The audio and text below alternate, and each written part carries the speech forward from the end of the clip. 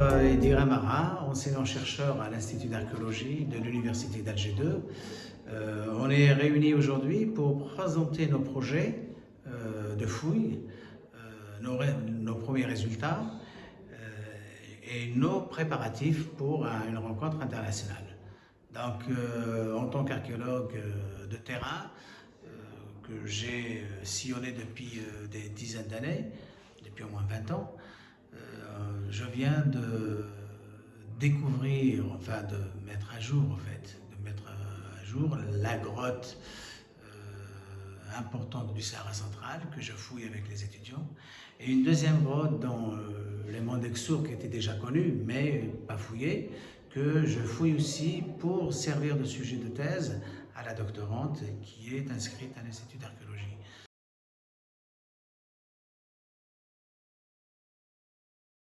Ces deux grottes font partie de ce projet important qui est là pour nous expliquer comment les populations récentes, je dis récentes pour la préhistoire, c'est pratiquement les populations depuis 10 000 ans à 5 000 ans, donc les populations néolithiques et un peu post-néolithiques, durant l'Holocène, le réchauffement du climat, etc.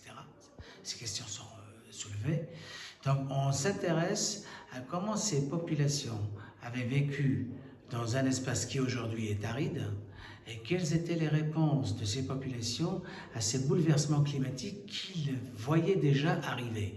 Et c'est vrai que les premiers décapages effectués dans la première grotte dans le Sahara central et la deuxième grotte dans les monts d'Exour, donc à la marge nord du Sahara, nous a révélé des informations assez intéressantes parce que au premier décapage, on a découvert qu'il y a beaucoup de graines. Ces graines nous indiquent qu'il y avait un couvert végétal assez luxuriant et qui nous disent aussi qu'il y a toute une variété de plantes qui poussaient dans ce Sahara central et qui poussaient aussi vers ces marges du nord du Sahara. Ceci dit, et ce qui explique bien sûr notre motivation, les populations qui sortaient de la préhistoire ancienne, du paléolithique, et qui découvrent le réchauffement du climat pendant l'Holocène et qui découvrent aussi un nouveau comportement par la domestication de la plante et de l'animal, vont changer complètement de comportement avec la nature et avec l'animal. Donc c'est ces questions-là auxquelles nous essayons de répondre en utilisant les méthodes adéquates pour mieux comprendre ce passé qui est très très lointain mais qui nous est aussi très proche par ce qui nous rappelle, et parce que nous nous rapportons en tant qu'archéologues, aux populations actuelles pour mieux comprendre le passé et ce passé qui nous est commun.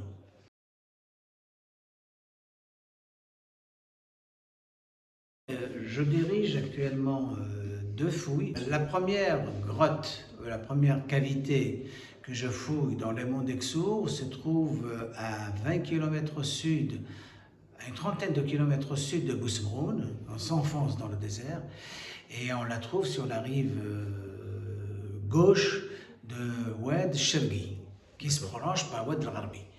Et cette cuvette nous a donné beaucoup d'objets archéologiques qui sont en train d'être étudiés par la doctorante qui se charge de déterminer quelles étaient les espèces animales découvertes dans cette grotte. On vient de comprendre qu'il y a des animaux domestiques et qu'il y avait aussi des animaux sauvages comme certains carnivores.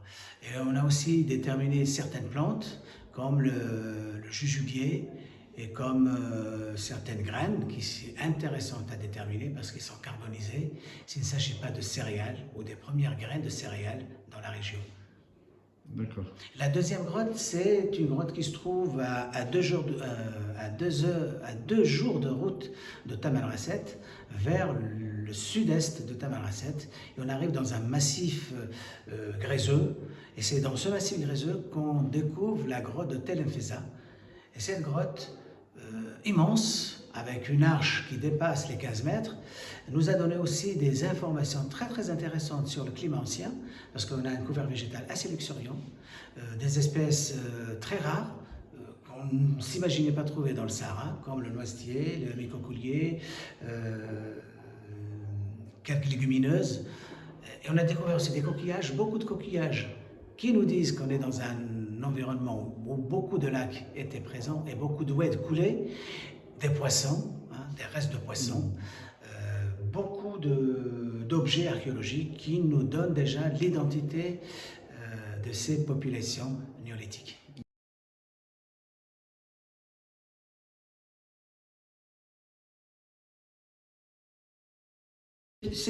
La grotte en elle-même, c'est une découverte.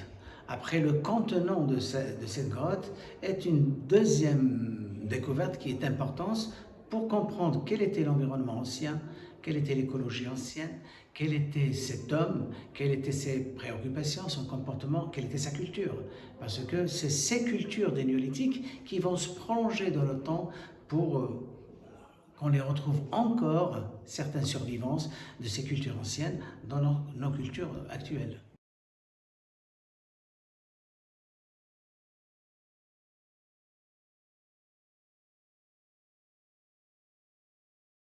C'est un problème récurrent parce que le Sahara a toujours fasciné, le Sahara a toujours attiré. Elle attire des gens qui sont amoureux de la nature, qui viennent découvrir la nature aride, découvrir les dunes, découvrir cet environnement minéral, voir les anciens volcans, etc., etc. Mais il y a aussi des personnes mal intentionnées qui sont attirées par ce que ce Sahara peut renfermer comme objet rare, comme peinture, comme objet préhistorique, etc.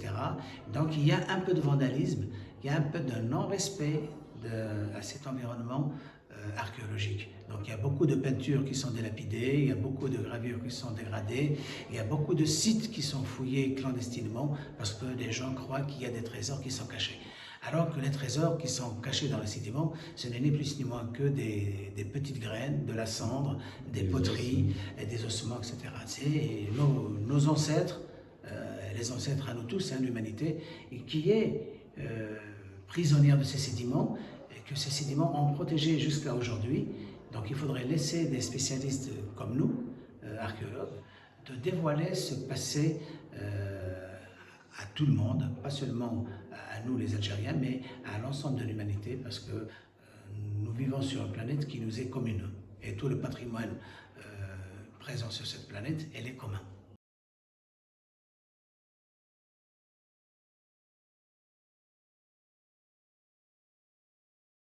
Jusqu'à maintenant, on n'en a pas vraiment un laboratoire officiel, de manière officielle, mais on travaille quand même, on essaie d'avancer. Mais on essaie aujourd'hui, avec l'aide des autorités, avec l'aide de la direction de l'Université d'Alger 2, de notre institut, de mettre en place, de réfléchir à la mise en place d'un laboratoire qui réponde aux normes internationales. Et ça, c'est un projet que nous allons réaliser avec le soutien de tous ceux qui veulent faire avancer la recherche. C'est un moyen de travail en cours de création qui serait pris en charge par l'État.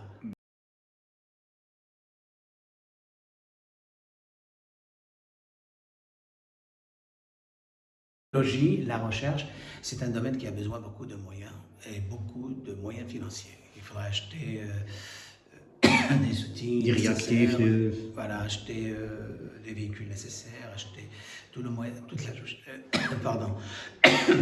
toute la logistique nécessaire à faire la recherche. Et c'est ça qui demande beaucoup d'argent. Et puis mobiliser les étudiants, mobiliser les chercheurs, ça aussi il faut les prendre en charge, les déplacements.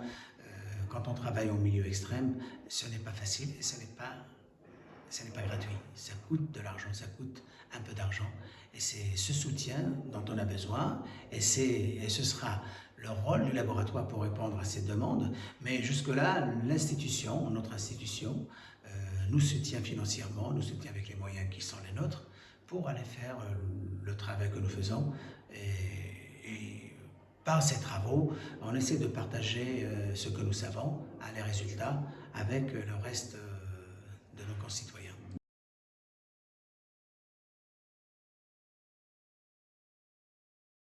Les résultats de nos recherches seront, et c'est pour ça que nous organisons un séminaire international, c'est que les travaux de recherche et les travaux sur lesquels nous travaillons, il y a des thèses qui sont en préparation, il y a des mémoires de master qui sont en préparation, et seront exposés lors de ce séminaire. C'est les premiers résultats, les premiers parce que la fouille ne fait que commencer, donc c'est les premiers résultats qui seront exposés à la communauté scientifique et aux citoyens qui veulent apprendre l'archéologie et tous les amoureux du patrimoine et de l'archéologie.